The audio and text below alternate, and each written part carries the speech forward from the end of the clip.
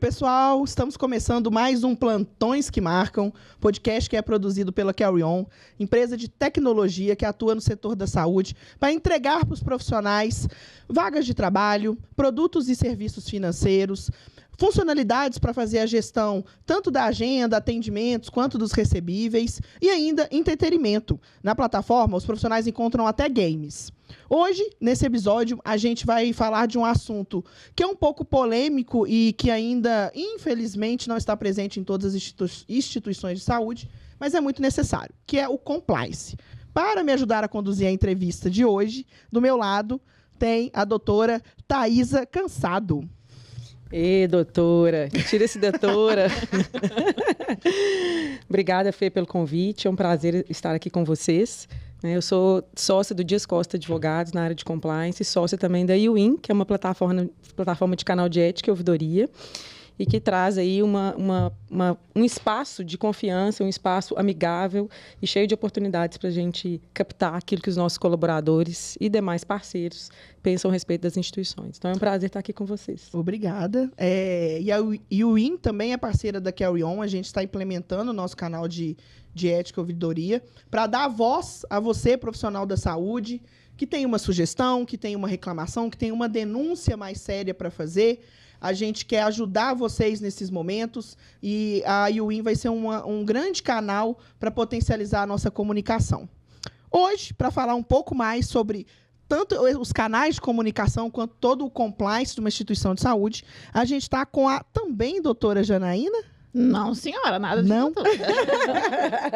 Gente, eu achei que era porque eu vi no seu currículo que você é membro da comissão da OAB. Eu sou uma intrusa na comissão da OAB, de Minas e do Pará. Engraçado, agora a gente pode falar que voltou, parou? Pode. A comissão de compliance da OAB é uma das únicas que aceita não advogados. Pois é, por isso que, como eu sei que é difícil, então é de muito garbo e elegância essa entrevistada.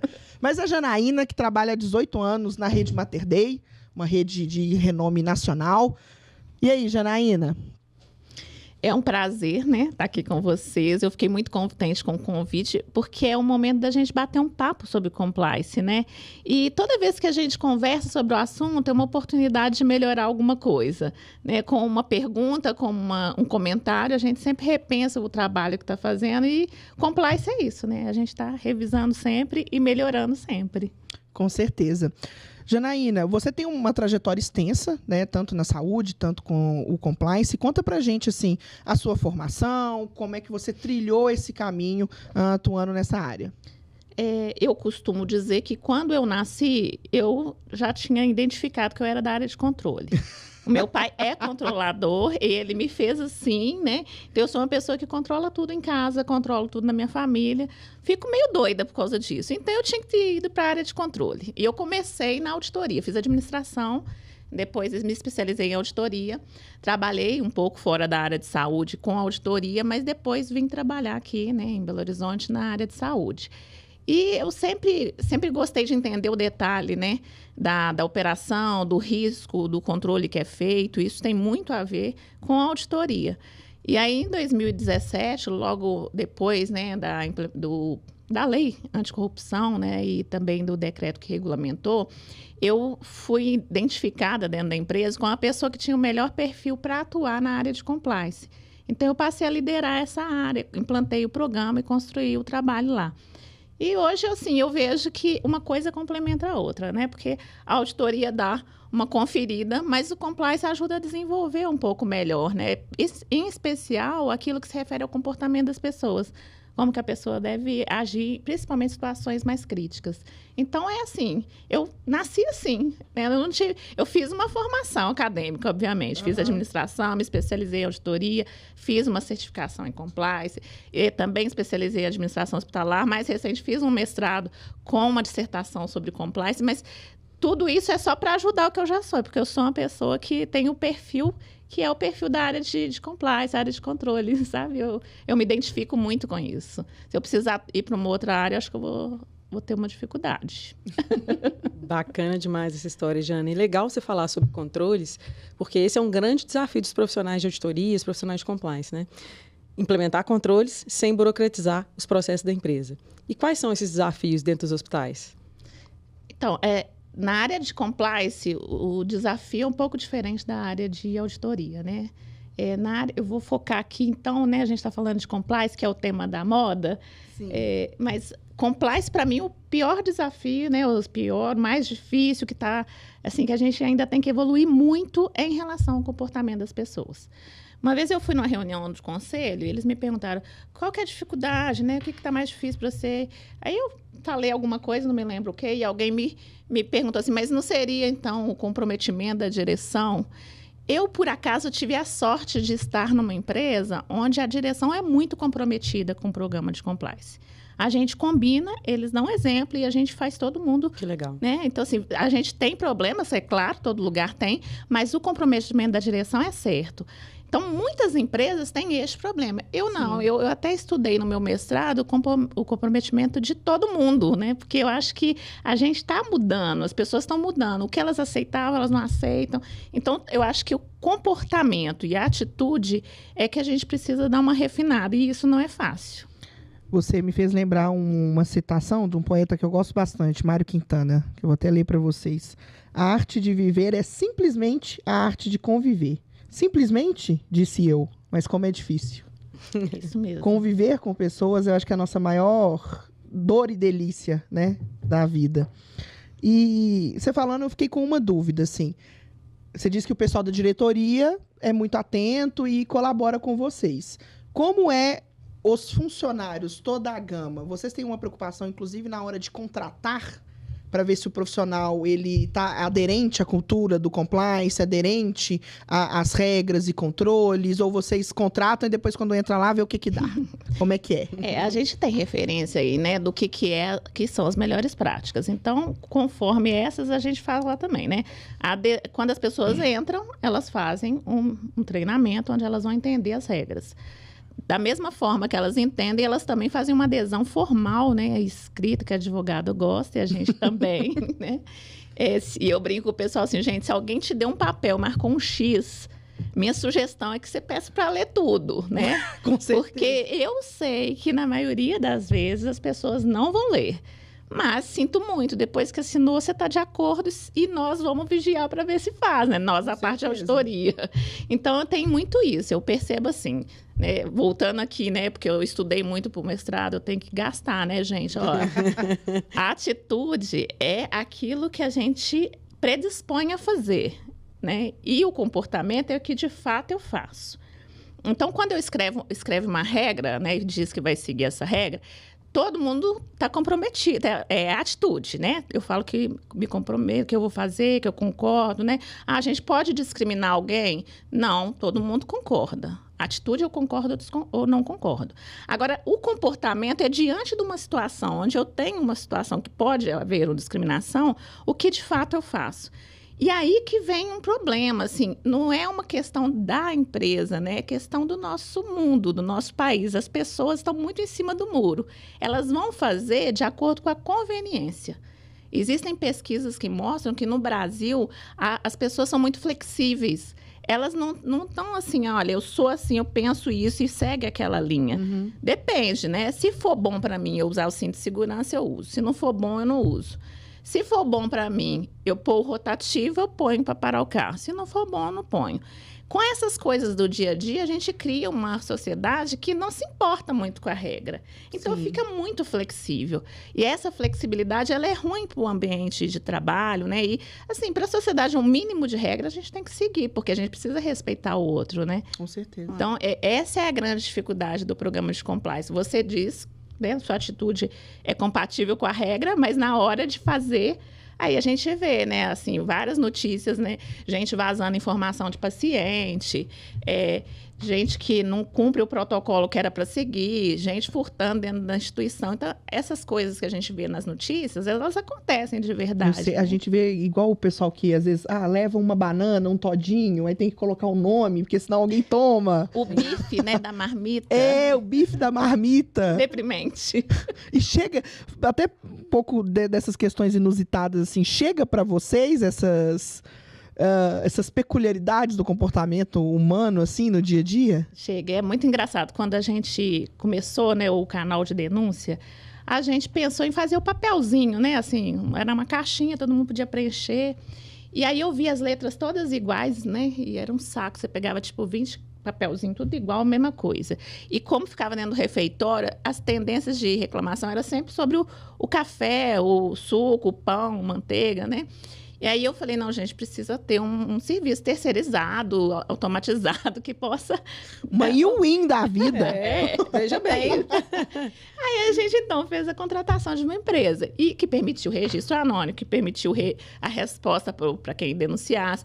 E no primeiro momento, a conversa era assim, gente, todo mundo registra tudo, a gente quer que registra. E a gente seguiu isso, né, desde 2017, muitos anos falando. É importante registrar, é importante registrar. E hoje a gente vive 2 momentos. Para as unidades que já estavam aqui desde a implementação, a gente começa a falar diferente. Fala assim, gente, é para registrar denúncia. Né? Aquilo que é grave, que a pessoa pode ser presa, demitida por justa causa, que você tem elementos. Não é para você falar assim, eu não gostei muito da Fernanda, ela foi meio grossa, mas aí ninguém viu, ninguém ouviu, você também escreve uma coisa que dá a entender que nem foi tanto assim. Aí isso a gente já não quer mais. Mas as novas unidades, aquelas que foram adquiridas há menos tempo, elas estão no momento que a gente estava em 2017. Então, a gente continua falando, gente, registra tudo. Aí a gente começa a educar, né? Então, tem, né, muita registro que não era para entrar no canal. A gente chama de ouvidoria. Uhum. E aí a gente burocratiza um pouco o tipo de resposta da ouvidoria para as pessoas que são responsáveis se comprometerem, né? Vamos dar um exemplo aqui hipotético. O ar-condicionado da minha sala não funciona. Ao invés do meu funcionário me falar e ligar, e eu fazer o contato com o gestor para resolver o que não foi resolvido, então a pessoa registra no canal. Isso é cansativo, mas na medida que a gente burocratiza para quem tinha que resolver, a pessoa fala, não, gente, da próxima vez eu vou me aproximar aqui do meu funcionário, comportamento, né? Para entender o que ele precisa, o que ele demanda, e vou resolver o problema. Então, tem muito disso aí. Mas tem a parte de denúncia, que a gente mudou muito. Quando a gente começou, era tipo 10% dos registros eram denúncia. Agora, a gente está na faixa de 30%. Isso é bom. Ainda tem o problema de estar completo. Né, de a gente não ter os dados todos, ou de ser, no questão de denúncia comportamental, é um problema mais difícil ainda, porque isso demanda muito testemunho, né? Nem sempre a pessoa consegue gravar, filmar, né? Então, essas denúncias, elas dão muito trabalho para a gente conseguir constatar a pertinência, né? E ver se é verdade mesmo, procedência, né?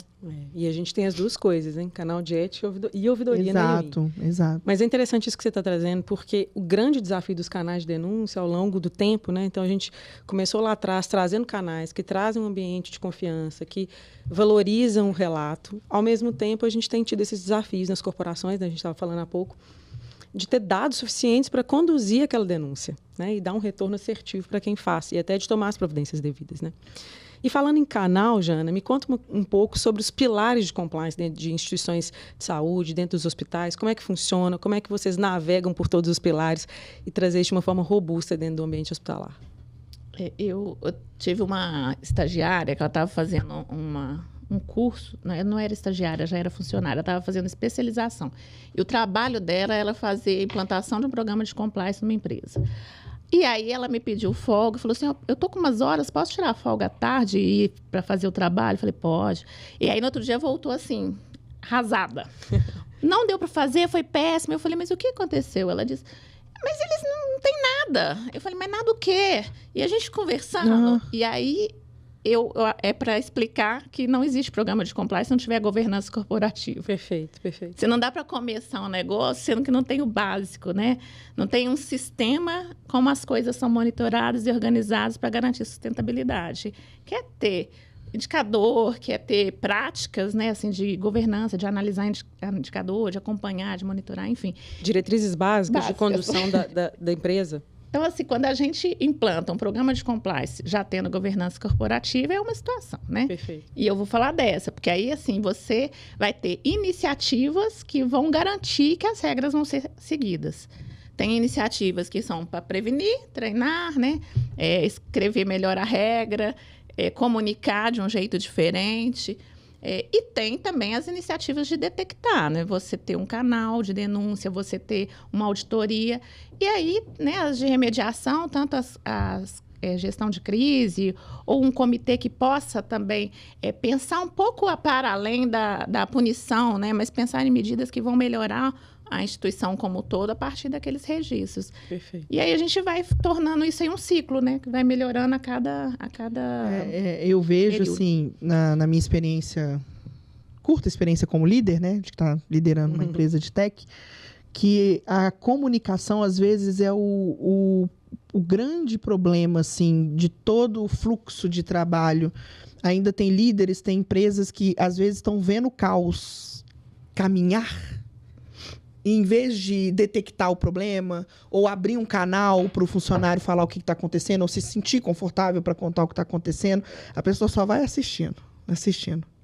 Aí a bomba explode. Pum! Crise total.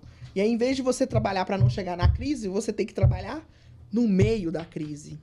Então, esses canais, assim como a UIN, todo o processo, né, de compliance, eu acho que ajuda a evitar a crise. Evitar chegar numa situação que aí desgasta relacionamento, desgasta o funcionário, desgasta os líderes.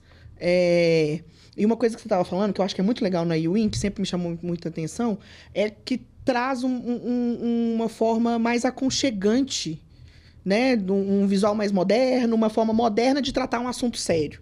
Eu acho que para as novas gerações que estão vindo aí, que estão entrando no mercado de trabalho, e para a gente mesmo, é a melhor forma de lidar com seriedade. Sem dúvida. A nossa comunicação tem que estar muito adequada ao público da empresa. Exato. Ao negócio e ao público, né? Senão a gente não consegue falar a mesma linguagem e o conteúdo não é absorvido. Exato. Eu até brinco um pouco, assim, que, lá eles falam que, na onde eu trabalho, né, que a única palavra em inglês que eu gosto é compliance. Ótimo. Eu me recuso a falar em inglês, já que a maioria não fala inglês. Verdade. Né? E eu acho que isso é parte do respeito. Respeito é uma regra que a gente tem de compliance. Perfeito. E se eu não vou respeitar a grande maioria, mas por outro lado, quando a gente pensa assim, quais são as pessoas que aparecem mais no canal de denúncia? Quais são as pessoas que aparecem mais nas fraudes? São pessoas educadas, né? Lideranças, com graduação, pós-especialização, mestrado. Então, é o topo. Então, esse topo, a gente não precisa explicar muito, porque já está bastante entendido que a regra é uma regra importante. Agora, para a base, a gente precisa falar de um jeito mais simples. Claro. E por que eu tenho que falar para a base, né? Porque são as pessoas que vão olhar para a gente não vê tudo, mas eles vão ver e vão contar. Sim, Então, a área de compliance estabelece uma relação de confiança com as pessoas da ponta. Sim. Que as pessoas que vão ver, elas têm que gostar da área de compliance. E eu quero também voltar aqui, né? Você falou de gestão de pessoas. Tudo passa pelas pessoas, né? Eu queria muito, né, fazer um estudo, se alguém quiser fazer comigo, sobre por que as pessoas hoje, elas vão trabalhar, né? Porque, assim, eu vejo 3 perfis. Eu vejo pessoas que elas acreditam no valor da empresa e elas acreditam de verdade que aquele valor é verdadeiro, elas se comprometem por isso. Tem algumas que, pela profissão, elas acham que a profissão é importante, então elas se comprometem com o trabalho delas, nem independente da empresa. E tem um grupo de pessoas que quer crescer de alguma forma, então ela trabalha temporariamente, se sujeita a qualquer coisa para mostrar serviço e para evoluir. Mas eu não estou vendo outras opções de pessoas querendo trabalhar por outros motivos, sabe? Uhum. E se a gente entendesse qual o motivo que faz as pessoas trabalharem e quererem permanecer numa empresa, a gente conseguiria mais adesão com as regras. Eu tenho muito assim, eu preciso entender o que a pessoa está pensando para explicar para ela por que da regra. Porque eu te digo assim, olha, não dá para fazer eu vi naquele vídeo que tem um rapaz que faz uns vídeos engraçados, ele falou gogo boy na festa, né? Eu sei qual é essa pessoa, não me lembro o nome, mas eu já vi esses vídeos que ele faz sobre compliance. Não pode levar ele na festa, mas assim, por que não pode? Sabe, assim, a pessoa quer fazer um negócio legal, ela é criativa, brasileiro é criativo, né? Mas por que não pode? Eu preciso explicar para ela, olha, o nosso ambiente é de trabalho, a gente tem que ter um mínimo de formalidade, seriedade para transmitir uma mensagem positiva para o cliente. No meu trabalho, nós estamos tratando de saúde. Se a gente, né, ficar fazendo muita graça, as pessoas não vão levar a sério, vão achar que a gente não sabe cuidar da vida delas, né? Então, a gente tem que entender o lado do outro, né? Eu acho que, assim, longe de querer ser expert, né, em comportamento humano, acho que também somos todos aprendizes aqui. Com certeza. Né, mas acho que, assim, a gente tem um conflito de gerações e cada geração, ela se estimula por algo diferente, por aspectos diferentes, por contextos diferentes, mas, no final do dia, acho que todos precisam ter algum tipo de conexão com o seu próprio propósito. Né? O propósito da empresa é o segundo ponto. Né? A partir do seu propósito, você se conecta ou não com o propósito da empresa. Por quê? Eu sempre falei isso para os meus liderados. Se tiver algum escutando, depois, quando o podcast sair, vão poder confirmar. A gente passa muito tempo trabalhando. Mais tempo trabalhando do que vivendo com a nossa família. Do que todas as outras coisas. Então, a gente precisa ser feliz no trabalho. Exato. Ser feliz não quer dizer que não teremos problemas, que não teremos conflitos, que não teremos desgastes, mas que seremos verdadeiramente conectados, estaremos conectados com a nossa essência, e estamos felizes, como nós estamos aqui, nós três, adorando esse bate-papo. Né? Estamos trabalhando, não é mesmo? Então, eu vejo isso como um fator primordial. Né? Acho que tem muita coisa de conduta humana a ser estudada pelos times de compliance. Acho que isso é pauta já de todos os eventos de compliance, conduta humana. Tudo diz respeito sobre pessoas no final do dia. E eu acho que isso não só em compliance, em qualquer matéria, qualquer disciplina. Né? Assim, os gestores estão muito preocupados com isso. Os líderes têm falado muito sobre saúde mental, sobre conduta humana. A gente estava falando daqui a pouco. Fato. Então, é um aspecto extremamente relevante. E voltando para o tema de comunicação, eu acho que é muito isso do que você falou, Jana, porque, ao mesmo tempo que você falou, né, eu não falo inglês porque a base não fala. Para que eu vou usar esse linguajar que eu não vou conectar? E é sobre isso. Ao mesmo tempo, nas empresas de tecnologia, a cada 10 palavras, 6 são em inglês. Nem me fale, né? Porque eu passo esse perrengue todos os dias. E a gente acaba tendo que entrar mesmo nesse contexto e usar e abusar daquilo que vai conectar com as pessoas. Porque, de novo, assim, para a gente conectar, a gente tem que falar a linguagem, a gente tem que estar inserido naquilo que move aquelas pessoas para a gente conseguir fazer um grupo forte de trabalho. Exato. E só um desabafo, gente, que vocês estavam falando disso, é uma coisa que eu falo isso para todo mundo, que a gente passa mais tempo trabalhando do que vivendo outras coisas, outras partes da nossa vida. Se você não gostar, você está muito lascado. Só que tem um movimento das novas gerações de rivalizar com o trabalho, né? Eu fico vendo umas postagens nas redes sociais. Você tem que ir lá fazer o mínimo necessário para ganhar o seu salário e ir embora. E que eu começo a segunda doida para chegar na sexta. Isso depõe contra o próprio propósito, né? Para pensar. O final de semana é sábado e domingo. E você passa 5 dias trabalhando. Se você odiar 5 dias da sua vida, cara... Entendeu? E aí eu já ouvi isso de amigas minhas, assim, que às vezes eu tô lá entusiasmada com as coisas do meu trabalho, o povo fala que eu romantizo o trabalho. Eu não romantizo, eu falo todos os problemas que eu enfrento. E que são graves. Falar outra palavra aí, né, Fernanda? Outra palavra. Eu falo, mas eu acordo todos os dias e falo assim, beleza, eu tô mais ou menos lascada, mas eu tô feliz. Eu acho que tem que ser assim. Só que tá tendo o povo tá deturpando as coisas e tal. E aí eu trago um pouco pra medicina, pro nosso contexto aqui, que a gente vive. Quando colocar no ar o nosso canal da UIN, eu já imagino a enxurrada de reclamações que a gente vai receber de todos os tipos possíveis. E como é para você lidar diariamente com profissionais da saúde, principalmente médicos, e a personalidade deles um pouco peculiar, no sentido de quererem uma extravalorização ou um respeito, às vezes, por vezes, exacerbado? Como que é a sua rotina com esse público? Eu não tenho pesquisa disso, não, mas o meu sentimento nesses anos é que isso que você falou já não é uma verdade, assim, exata. Quando eu entrei, a gente tinha médicos estrelas e que eram, assim, quase que inatingíveis, né? Quando eu entrei na área de saúde. Mas hoje eu vejo os médicos mais jovens, eles são mais acessíveis, eles querem aprender, eles querem participar de uma palestra sobre compliance, eles querem entender por que a gente quer fazer uma mudança no sistema, eles gostam de sistemas, né? É um jeito eles não querem ser expostos, eles não querem ser chamados a atenção, porque eles acreditam que você tem que respeitar, que tem que cumprir. É um pouco diferente isso. Então, eu não vejo, assim, essa dificuldade, inclusive nos números com os quais eu trabalho, a gente não tem um volume assim de problema relacionado a médico. Isso muda. Ótimo, fico feliz de saber. E o legal, Graças a Deus. o legal disso, né, que a gente fala muito das gerações mais novas, que elas têm esse conflito com o trabalho, e de fato a gente percebe muitas vezes esse cenário.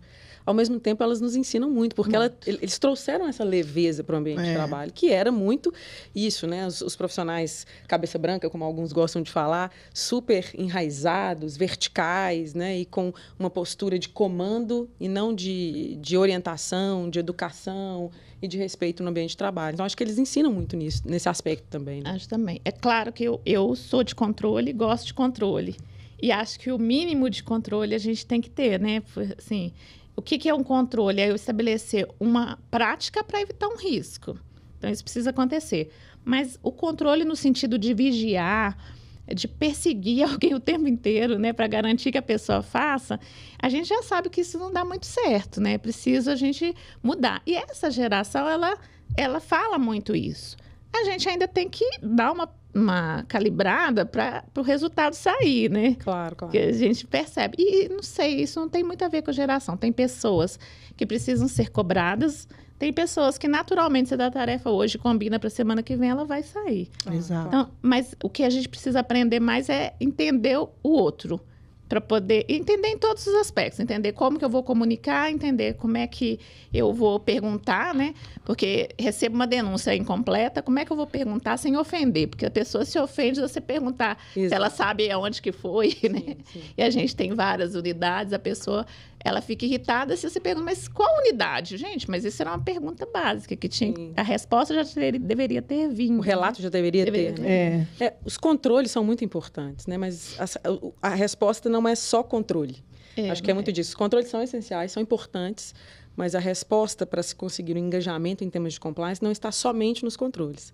Né? Eu acredito muito em treinamento, em educação continuada, né? Em comunicação assertiva. Então, acho que é muito nessa linha.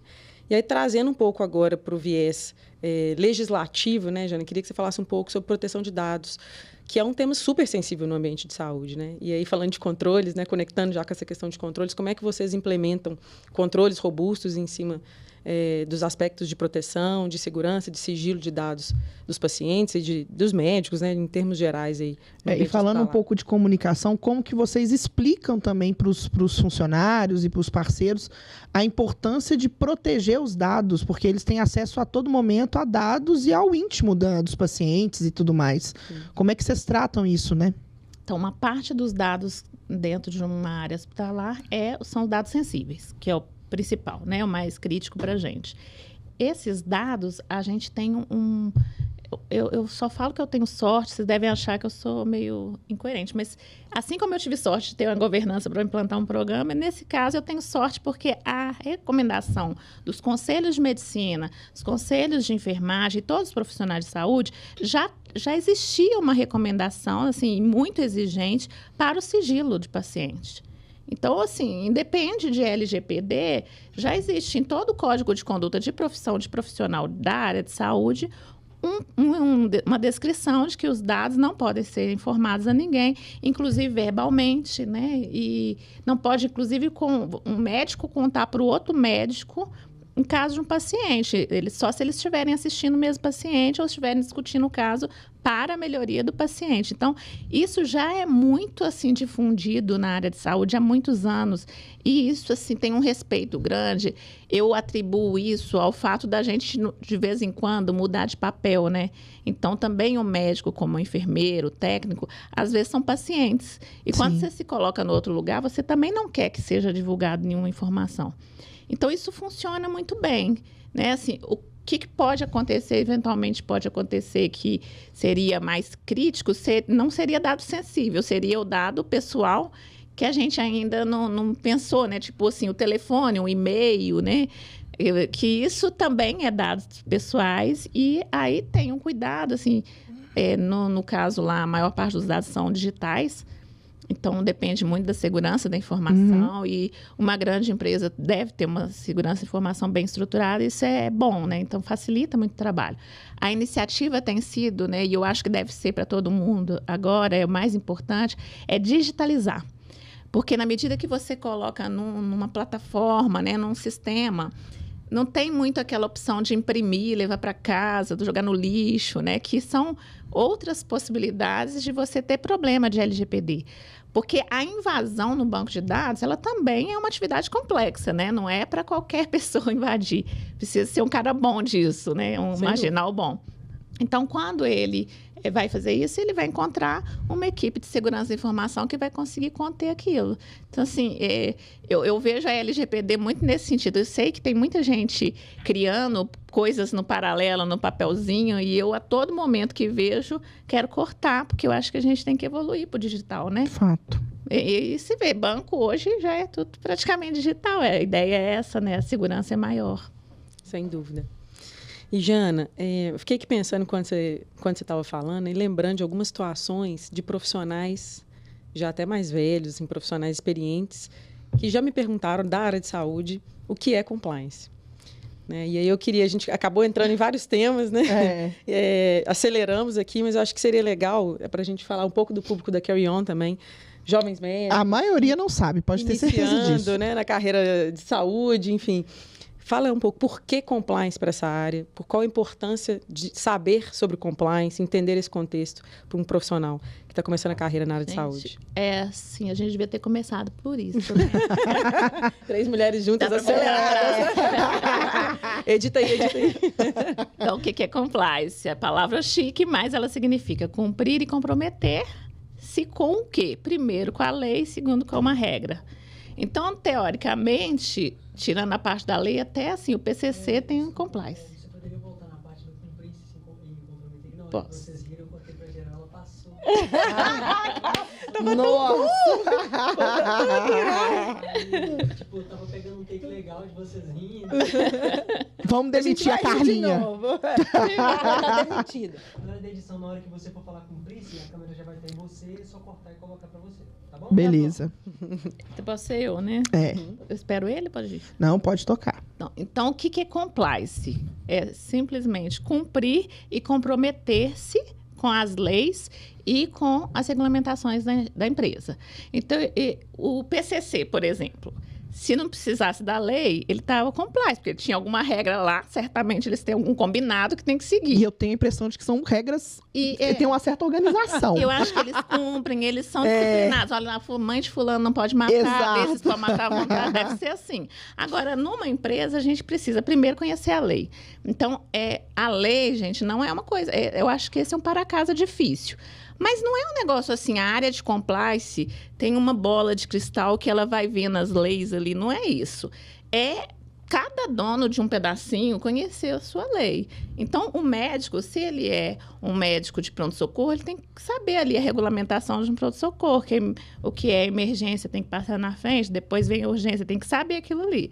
Se ele é um médico de CTI, ele tem que entender como é a lei que regulamenta a terapia intensiva. Então, cada um no seu pedaço tem que conhecer a sua lei. E não dá mais para a gente falar assim, olha, eu não entendo de lei, o advogado que vai saber qual que é a regra que tem que ser aqui. Não existe isso, né? Ninguém conhece todas as leis.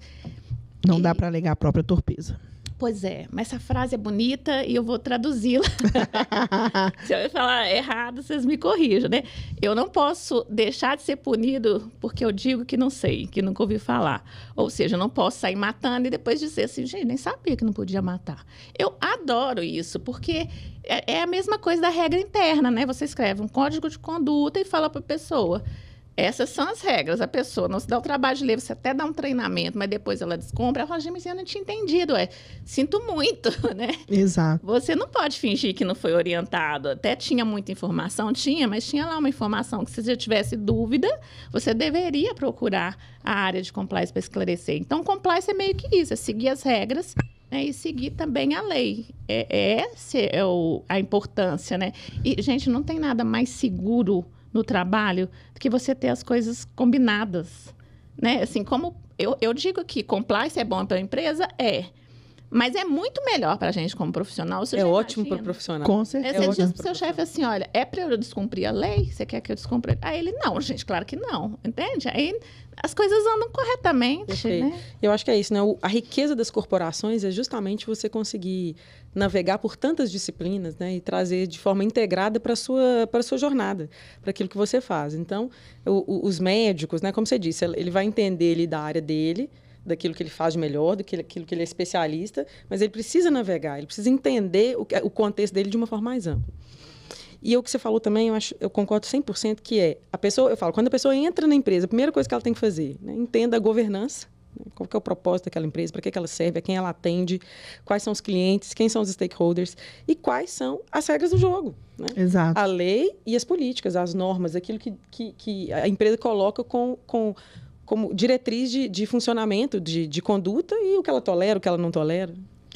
Eu vejo, lá na Quelron a gente trabalha maciçamente com recém-formados, nosso público é de 26 a 35 anos, no mercado cada vez mais competitivo. Estava lendo uma matéria ontem que até 2030 já vão ser 1 milhão de profissionais de médicos, né? Formados. E eu acho que o destaque profissional no mercado competitivo é estar atento a esses nuances, a entender o que... beleza, eu quero muito que a grande maioria se perguntar quer trabalhar no Mater Dei, Redditor, nos hospitais da DASA, que são os grandes players do mercado. Mas o que você precisa, para além do profissional, para estar apto para trabalhar numa corporação desse tamanho? Além do técnico. Além do da técnico, área de especialidade. Isso. Além do que eu aprendi na faculdade, quais as outras habilidades, conhecimentos eu preciso saber e dominar com excelência para estar apto para estar numa corporação de nome, de capital aberto e afins. E aí eu te faço uma pergunta também, Jana. Na hora de contratar, vocês se preocupam em deixar muito claro para o profissional o que ele precisa para estar lá dentro? Vocês já buscam no currículo profissionais que se enquadram no perfil da instituição? Como é que é? Você ainda falou que adora trabalhar com os mais jovens. Tem uma preocupação de explicar? Porque eu, trabalhando com eles, sei que a maioria, às vezes, não sabe do compliance, dessas regras e tudo mais, porque eles formam numa bolha, muito bolha dentro da faculdade. Aí são jogados no mundo. Como é que é lidar com esse pessoal? Assim, a rede Mater Dei, já que a gente citou, né, assim, ela não trabalha com médicos funcionários, o corpo clínico é aberto. Então, isso que eu vou explicar de contratação se refere aos funcionários, né? Sim. Sim, a gente procura identificar o perfil aderente a cada cargo, a cada atribuição, né? E quando ele entra, você faz ali um mínimo de ambientação para ele entender as regras e ele se comprometer com aquilo.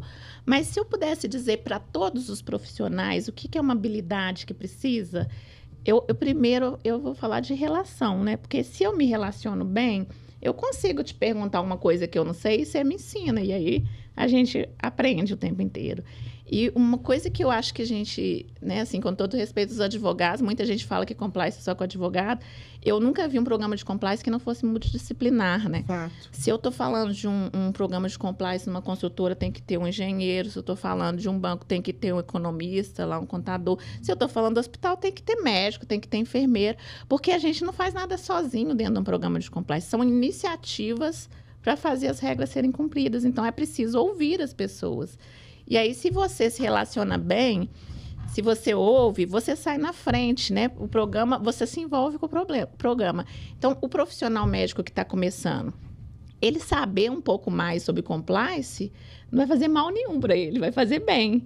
Ele pensar no trabalho dele, sob o ponto de vista de compliance, qual a regra que eu vou querer que use um produto que ainda não tem uma regulamentação. Quem que eu vou procurar para me ajudar a ver qual é a regra que funciona, né? Nessa empresa que eu preciso seguir, ao invés de sair fazendo, né? Então, assim, ele já vai entender que é importante ele fazer aquele procedimento, ele seguir o que está combinado. E aí ele vai se desenvolver e vai ser na frente dos outros, porque ele adere ao modelo das empresas de grande porte, né? Que estão fazendo da forma correta. Então, eu concordo. Eu não acho que é uma carreira que só pode ser exercida por advogados, né? Absolutamente. Concordo também. E E acho que é muito do que você falou, assim, é o aculturamento do profissional, aquela empresa. Acho que os processos seletivos, né, e cada vez mais, o compliance está muito conectado com RH, com gestão de pessoas, com gestão de cultura. Né? Então, os profissionais, eles, antes de entrar, precisam ser avaliados nessa esfera, nesse contexto de conduta ética e também de familiaridade com aquela cultura, né? Se eles se identificam ou não com aquela cultura, com aquele negócio, com aquilo que está sendo... Mas a gente não acerta 100% no processo seletivo. Né? É muito natural que exista uma adaptação de cultura, né? Até para os que acertaram existe essa adaptação. E o compliance, acho que ele pode ajudar muito nessa proposta, né? Ele trazendo ali elementos mesmo de relacionamento, elementos de adaptabilidade, junto com os profissionais de gestão de pessoas. E eu ouso dizer que as áreas de compliance, muito em breve, terão profissionais de gestão de pessoas. Né? Eu acho que já deveria ter, já né? deveria, Porque todo o assunto gera conduta, né, humana. Exato, conduta humana. Então... Vocês sabem que quando eu comecei o mestrado, a minha pesquisa seria sobre o custo dos programas de compliance. O pessoal da área de finanças, todas da UFMG, estavam empolgados com o meu trabalho.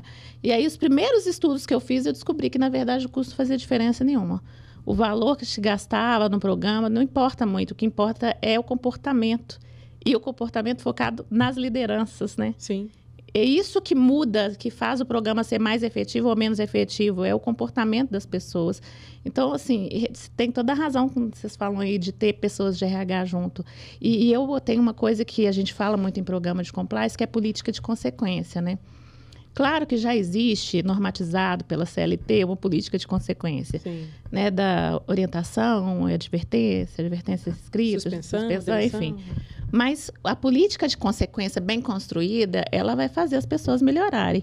Porque, gente, assim, todo mundo melhora. Eu acredito nisso de verdade, porque eu vejo que eu melhorei, né? Eu aprendi algumas coisas, né? Outro dia, meu sobrinho me ensinou que quando as pessoas não estão namorando, ele tem 14 anos, uma quer ficar com a outra, você tem que pedir autorização. Na minha época, eu podia dar um beijo de surpresa. Eu até achava bom, entendeu? Ele me ensinou. Hoje em dia não pode mais. Mas, assim, se a gente não estiver aberto para escuta, prestando muita atenção, e eu acho que todos os mais jovens estão, a gente tem que aproveitar isso, é colocar para eles, né, as questões de corrupção, de fraude, o que a gente já conhece e vivenciou, para que eles tenham esse outro lado. E a gente ensinar por que é importante fazer uma reunião com um agente público fazendo uma ata, levando mais uma pessoa.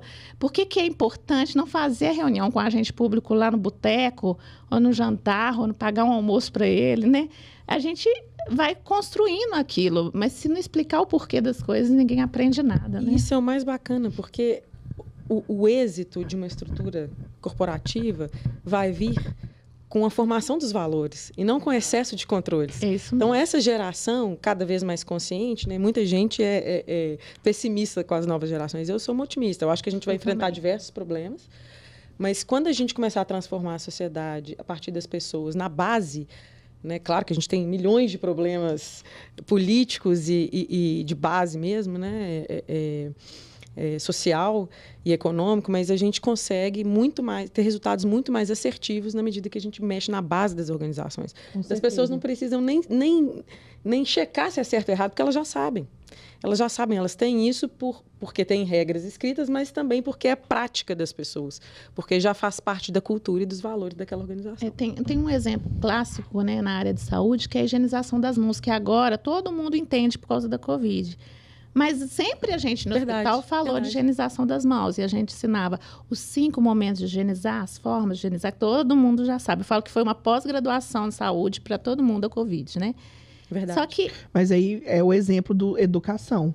Educou todo mundo e os hábitos por si só melhoraram. Pela dor, né? Pela dor, Houve um interesse pelo sofrimento das pessoas. Eu gostaria que as pessoas quisessem aprender naturalmente, sem essa necessidade. Mas a gente tem que ser mais atrativo, né? Tem que ser mais engraçado fazer um podcast. Sim, exato. E, Jana, a gente falou muito aqui do compliance para evitar a crise, para evitar o grande problema. Mas ele acontece. E nessa hora também o compliance tem que atuar, né? Todo o time. Como que liderando, né, esse setor na grande corporação, o lidar com a crise e o preparar os funcionários e toda a equipe para lidar com essa crise sem desespero, com parcimônia e responsabilidade? a gente está numa época que tudo tem que ser correndo. Eu me recuso a fazer correndo, porque correndo a gente vai atropelar algumas coisas. Então, a primeira coisa é pensar.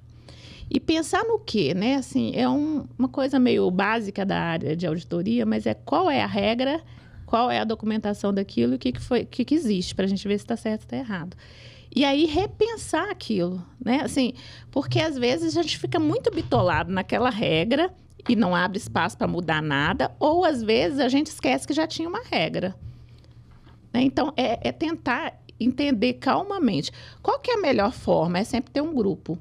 Porque quando você recebe um negócio para resolver agora, sozinho, você corre o risco de, num ímpeto, né? Ou por algum motivo pessoal, ou estou com raiva, ou dessa pessoa eu não gosto, aí você toma uma decisão equivocada. Então, o melhor é ter, em todo momento de crise, um comitê de crise, que cada um vai pôr um ponto de vista e você toma decisões mais ordenadas, com base no que há de documentação, no que há de evidência, né? Eu acho que é a melhor forma de sempre sair da crise. E é mais rápido, mais efetivo. E como é que você luta com as redes sociais? Porque hoje em dia o que traz velocidade, inclusive para a crise, é a potência de você pegar um negócio desse tamanho e virar gigantesco. Se joga um vídeo que viraliza nas redes sociais. Vocês prestam atenção nisso? Ou está muito distante do dia a dia? Tem que prestar. Qualquer grande empresa tem que prestar atenção, né? Se tem um monitoramento 24 horas, uma vez identificado um problema, né, uma citação negativa em especial, né, a gente tem que correr para reverter aquela situação. Então, um paciente está no pronto-socorro, ele relata alguma coisa que nos parece grave, né, a gente já vai lá na hora tentar resolver a situação. Agora, é fato, gente, que muitas pessoas relatam coisas que não são verdadeiras. Sim. Ainda não está acontecendo com frequência, mas eu acredito que a gente vai começar a ter processos contra as pessoas que mentem, né? Porque se a gente fala do canal de denúncia, é a proteção do denunciante de boa-fé, não é do de má-fé.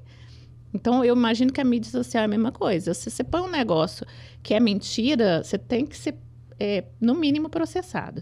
E, eventualmente, a gente pega algumas pessoas que mentem e você fala com ela, olha, não é bem isso que você colocou numa conversa, porque às vezes é uma falta de maturidade também, Sim. né? E a pessoa retira o que ela coloca e isso dá para resolver rápido. Mas tem hora que a gente também comete erro e acho que também tem como explicar isso. Eu acho que todo mundo erra, então todo mundo está entendendo também que pode acontecer. Agora, tem coisa que é mais grave e tem coisa que é menos grave, né? Enfim, quando nós tratamos com a vida, é diferente. Assim, a gente tem falado muito em inovação.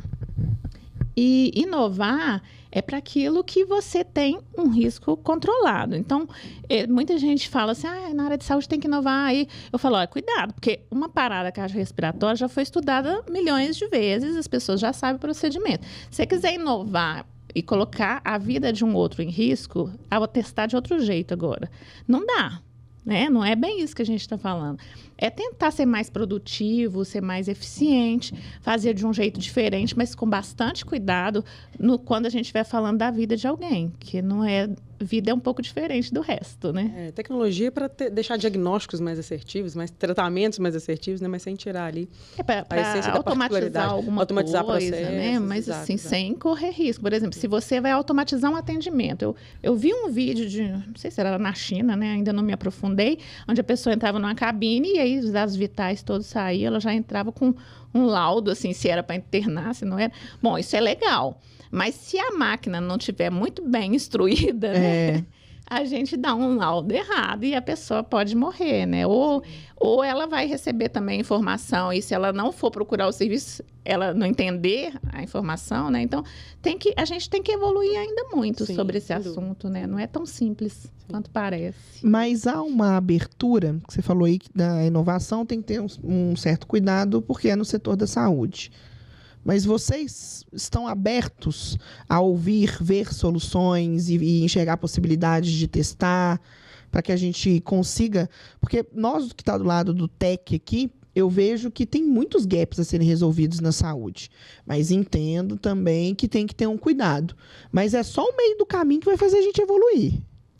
Tem que conversar, né? Assim, as grandes empresas lá também têm uma área de inovação, né? E essa área é para pegar as dores, né, da instituição e procurar no mercado o que tem de novo, diferente para testar. Legal. E aí a gente faz pequenos, né, pilotos para ver se aquilo funciona.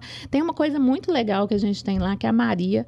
Ela é um aplicativo que, quando a gente tem algum problema de saúde, está sendo testado com os funcionários. Assim, eu nem falo mais que é teste, porque já para mim funcionou tão bem. Por exemplo, eu fui fazer uma comida lá em casa e resolvi cortar uma carne congelada. Aí no que eu cortei, eu fatiei meu dedo. Ai. Aí doeu pro caramba. Aí eu deixei, tava doendo, mas eu enfaixei, deixei 2, 3 dias, sei lá. E aí entrei na Maria e falei, olha, eu cortei meu dedo sentindo... Aí... Você não é atendido pela inteligência, mas ela faz um filtro que, quando chega o médico, ele já sabe de tudo. Aí a médica disse, olha, me manda uma foto para eu ver seu dedo agora. Aí ela olhou, olha, como já tem tantos dias, deveria ter dado ponto, mas agora... E me orientou o que fazer, eu estava fazendo tudo errado. Aí eu estava passando as pomadinhas, né, ela me orientou e eu, assim, 2 dias já estava bom meu dedo. E eu consegui fazer isso, inclusive, fazendo outras coisas. Aí, assim, você está viajando, a trabalho, você consegue resolver com aquele aplicativo. Muito legal. Muito Agora, legal. assim, não é para tudo, né? Assim, se for uma coisa mais grave, chegar lá, a própria inteligência artificial que começa, ela já vai te dizer, você Vai deve pro hospital. procurar o pronto atendimento agora, né? Muito bom. É muito legal o negócio, assim, e o custo é muito mais baixo, né? Sim. E o sistema de saúde, ele está, assim, passando por uma questão financeira muito grave. A gente tem muitas pessoas idosas, a sinistralidade é muito maior, então, né?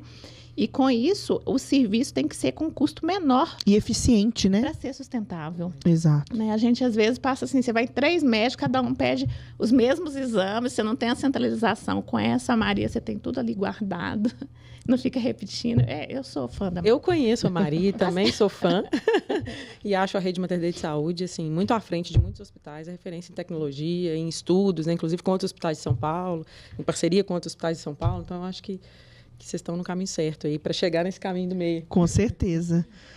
Mas a gente sabe que no Brasil, nem sempre o que se vê em grandes corporações é replicado no interior da vida, nos pequenos hospitais e tudo mais.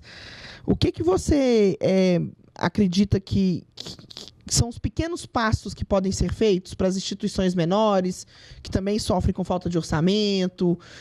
Você mesmo disse que, às vezes, o custo para estabelecer o compliance não é tão relevante. O que você falaria para um gestor de uma unidade menor que está ouvindo esse podcast aqui? 2 coisas. A primeira coisa é você ter um investimento maior em prevenção. Isso redundante, gente. SUS, né? O SUS é o melhor sistema de saúde do mundo, na teoria. E ele atende muita gente. Embora a gente sinta que não está bom, mas nosso país é enorme. Exato. Né? Então, se a gente tivesse um investimento maior em atenção básica, né, a gente teria uma população menos doente e mais controlada, né? Hipertensão, diabetes. As pessoas teriam uma vida um pouco melhor e evitaria a atenção secundária e a terciária.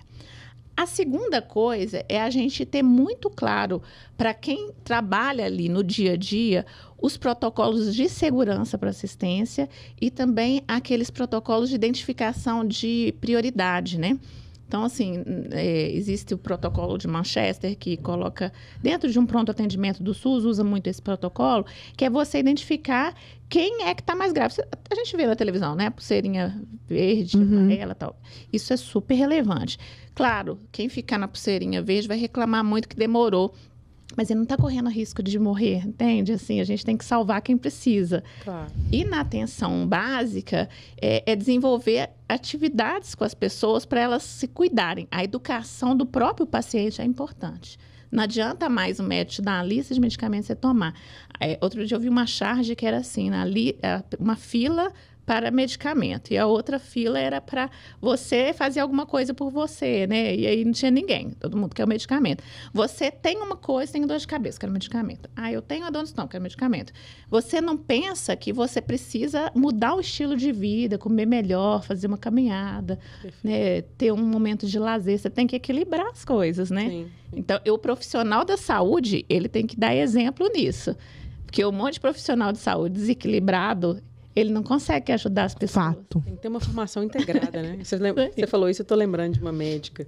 conhecida minha que postou ontem falando que recebeu uma mãe, ela é pediatra, recebeu uma mãe e a mãe entrou no consultório, a mãe e a criança, né? E a mãe entrou no consultório falando assim, doutora, eu não saio daqui sem antibiótico. e era viral a questão, não era bacteriana, né? E aí tem essa questão de que antibiótico não resolve nada que é viral, né? Então, é isso. Eu acho que o médico, ele com uma visão mais integrada, né, das disciplinas, inclusive muitas vezes emocionais, ele lidando com uma mãe ou com uma pessoa que está querendo uma solução rápida, ele consegue ter um atendimento diferente do que só simplesmente passar um remédio. Você me faz pensar também que a gente está precisando desenvolver um pouco mais de respeito com a especialidade do outro. Né? Assim, não adianta uma pessoa chegar e dar ordem para o médico. Exato. Né? Eu não entendo nada sobre esse assunto, eu até tenho dúvida do que você falou, assim, deve ser isso mesmo. Eu também não entendo nada. Agora, se você me perguntar sobre compliance, sobre práticas anticorrupção, eu domino esse assunto, entende? Assim, então, assim, eu não acho justo que quem não sabe nada fique questionando o tempo inteiro, querendo fazer outra coisa, né? Perfeito, perfeito. Mas você tem que aceitar esse patrocínio, você tem que concordar com essa doação. Não tenho, gente. Né? Assim, existem princípios básicos sobre esse assunto, assim como eu não questiono o médico dele fazer o procedimento que ele acha que é o certo. Eu respeito o que ele estudou, né? Você pode perguntar, questionar, Isso, tirar dúvidas, entender. Dialogar, entender, concordar ou não, mas não colocar em xeque aquilo que está sendo feito, né? Senão a gente não adianta ninguém estudar mais nada, Exato, né? A gente exato. estuda para quê? É verdade. O pessoal te enxerga como melhor amigo ou vilã? Eu já vim da auditoria, né? Sempre vilão. Na época da auditoria eu era vilã, mas agora não. Eu ouço muito assim, eu falo, eu acho que eles me enxergam como psicóloga às vezes. A pessoa senta, conta, né? Chora. Assim, outro dia uma colega estava com alguns problemas e ela falou um monte de coisa. O que você acha? Eu sou muito prática. Eu falei, tem 3 opções. Ou você pede conta, ou você resolve esse problema, ou você começa a procurar outras coisas tentando resolver o problema, né? Assim, às vezes não tem muitas opções mesmo não, mas a pessoa só precisa ser ouvida e você dá uma alertada. Porque a gente pode mudar a situação. É só você prestar atenção no que está acontecendo, no que é o princípio básico daquilo, mas você tem que se esforçar. Então, eu sou uma pessoa muito direta.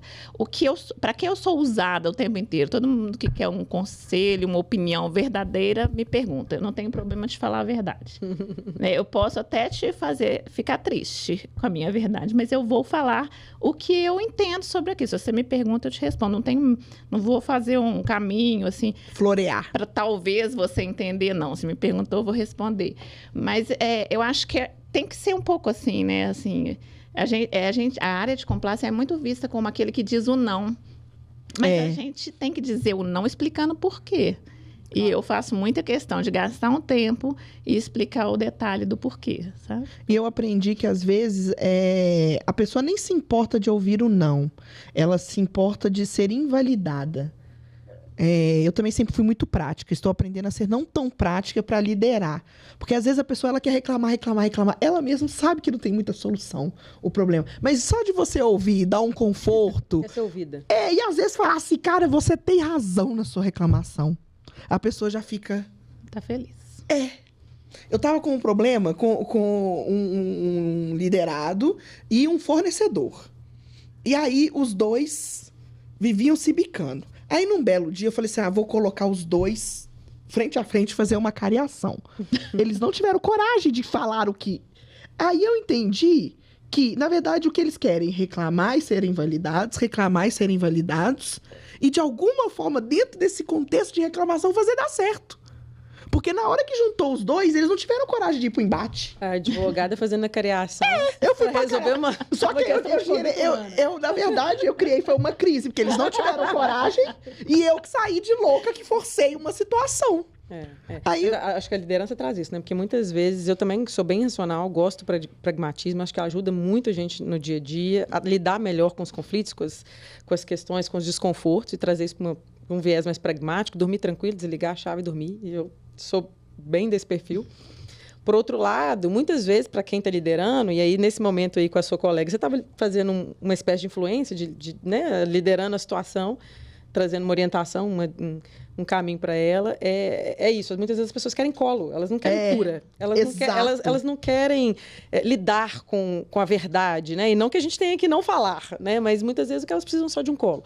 E algumas vezes, pensando em compliance, em conduta humana, a pessoa que relata ou a pessoa que traz um problema para o compliance ou está tendo algum tipo de conflito, ela queria ser ouvida pelo líder, ela queria só um one-on-one resolveria, ou ela queria se sentir reconhecida por aquele líder.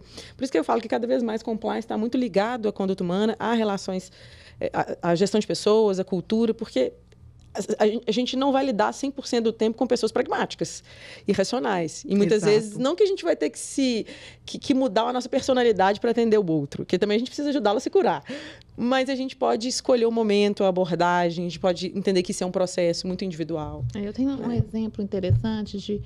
eu fiquei com Covid perto do carnaval e minha mãe teve dengue. E, normalmente, eu trago minha mãe para o hospital e aí, como eu não podia, uma pessoa vizinha levou numa UPA da cidade que a gente mora. E lá na UPA, a pessoa que estava acompanhando ela começou a gravar a consulta. A intenção era boa, ela queria que eu visse como é que foi o atendimento. E o médico viu e falou assim, você não pode, eu não te autorizei a gravar essa consulta. E aí eu ouvi, ela desligou e eu já tinha até mandado uma mensagem, não é certo gravar. E aí depois, né, assim, quando ela foi medicada e tal, o médico perguntou para a acompanhante se queria me ligar para ele falar comigo. Então, às vezes, eu achei ele fantástico, né, assim, porque às vezes você faz uma coisa que ensina mais para a pessoa, sabe? Fato. Do que se fosse em uma outra situação, ele ia brigar, criar caso né, chamar a polícia, desacato do servidor público, né? Mas ele não, ele quis tornar aquilo um aprendizado. Ele falou, olha, eu entendo a situação, eu vou ligar para ela e falar, ele não sabe quem eu sou, não me conhece, não sabe que eu trabalho na área de saúde, mas ele me ligou, olha, sua mãe está aqui, eu já ouvi isso, é isso, isso. Foi tudo tranquilo. E olha que legal, que vai muito dentro daquilo que você falou, de não fazer as coisas com pressa. Claro que a gente precisa agir rápido para liderar uma crise, para gerenciar uma crise. Mas ele teve cuidado de parar, pensar, deixa eu explicar para ela, ao invés de fazer toda uma confusão, fazer barulho, com uma situação que poderia ter virado, ter outro resultado, né? Então, acho que é muito nessa linha. É isso. Vocês duas querem fazer mais alguns comentários? Mandar recado para a mãe, para o pai, para o papagaio, para o marido, para o filho? Eu queria só agradecer mais uma vez o convite. Adorei, viu, Fê? Tô familiarizada, pode me chamar mais vezes. Ótimo! Sempre preciso de gente para dividir a mesa comigo, então já achei. E queria agradecer a Jana, né? Foi um privilégio bater esse papo, né? 18 anos de Mater Dei e mais alguns anos aí de área de saúde, né, Jana? Um privilégio te ouvir, aprender com você. Obrigada mais uma vez por ter aceitado o nosso convite de bater esse papo. Para mim, assim, foi muito gostoso. Né? Que bom. Assim, se a gente quiser depois marcar para conversar sobre risco, de auditoria, sobre aula, eu estou dando aula e adoro, né? Um abraço para os meus alunos. Então, eu já te convido para fazer um curso para a Carry On Academy. Aí, ó. Nós temos um convite conteúdo. Porque, gente, a dar aula não é dar aula, é aprender com os alunos. Exato. Eles fazem umas perguntas, às vezes, difíceis, você tem que dar um jeito de aprender aquele assunto. Então, eu tenho aprendido muito com eles. E a gente vai desenvolvendo, melhorando, você fica mais perto da turma jovem, né? Então, você rejuvenesce então, agora você tá lascada, porque toda semana eu vou te chamar para fazer uma palestra em alguma faculdade. Que delícia! Muito bom! Conciliando a agenda, tudo é possível. Que bom, gente, que bom. É um prazer mesmo, vocês são ótimas, adorei a iniciativa, acho que atinge as pessoas de uma forma mais leve e, assim, um prazer. Muito obrigada, viu? Com certeza. E foi um episódio que eu tenho certeza que o nosso público vai gostar, porque é um assunto para eles que é novo, que a maioria dos nossos ouvintes são recém-formados, que estão saindo do ambiente de pensar só em medicina e começar a pensar no que gira em torno de um hospital e de uma instituição e tudo mais. Então, espero que vocês gostem e até o próximo episódio. Muito obrigada, galera!